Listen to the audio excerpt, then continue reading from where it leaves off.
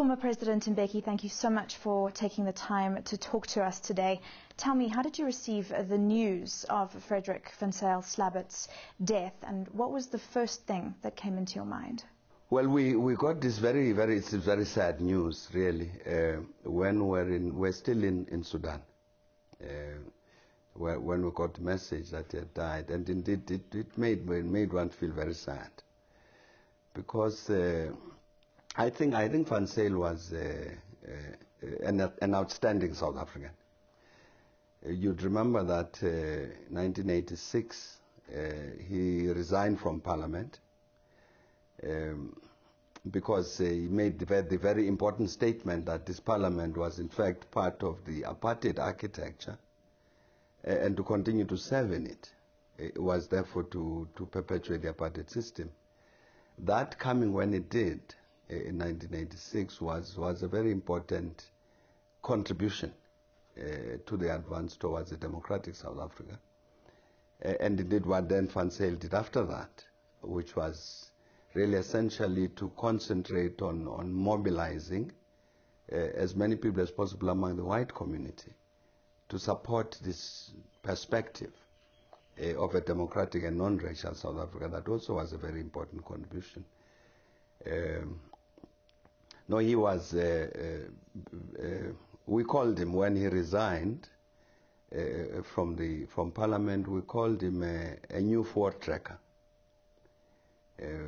because he was taking certainly the white people on a new journey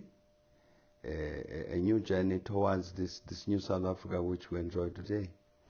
Take us back to 1987 when Van Zyl Slabbert and a group of white Afrikaners first met with the ANC in Dakar. What was your first impression of him back then?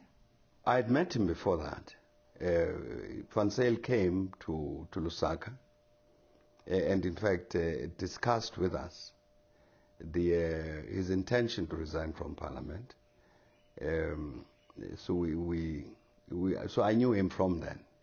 And it always struck me as a very patriotic South African, somebody who really genuinely loved his country and loved all of its people, who was concerned that a solution needed to be found, and was really quite convinced that it was possible to sit down rationally, to work out a solution to this problem, that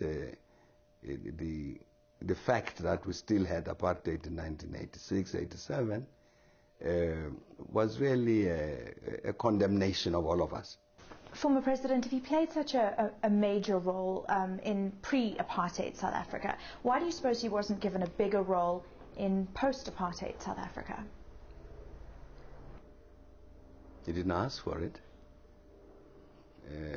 No, I don't think Van Zyl Slabbert got involved in the struggle to end apartheid in order to be rewarded with positions in government or whatever. I don't think so. I think any suggestion of that kind would really be quite unfair to him, because he was not in the struggle in order to get that kind of benefit. And as I say, he never asked. He never raised the matter, certainly not with me. I don't know, he might have raised it with other people.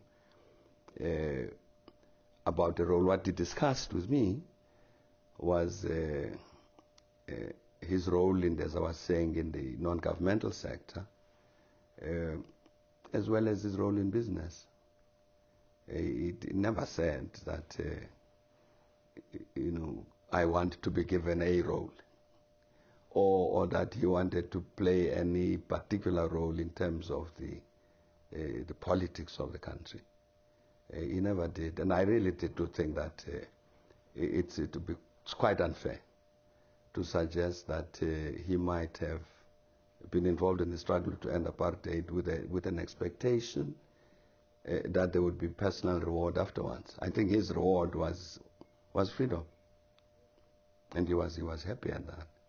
What were some of his key attributes of his personality that you wish that you saw more of in people today? Van Zyl was an intellectual, and that's why he he felt that it was always possible to find a rational solutions to the problems and challenges that people faced. He wasn't an agitator.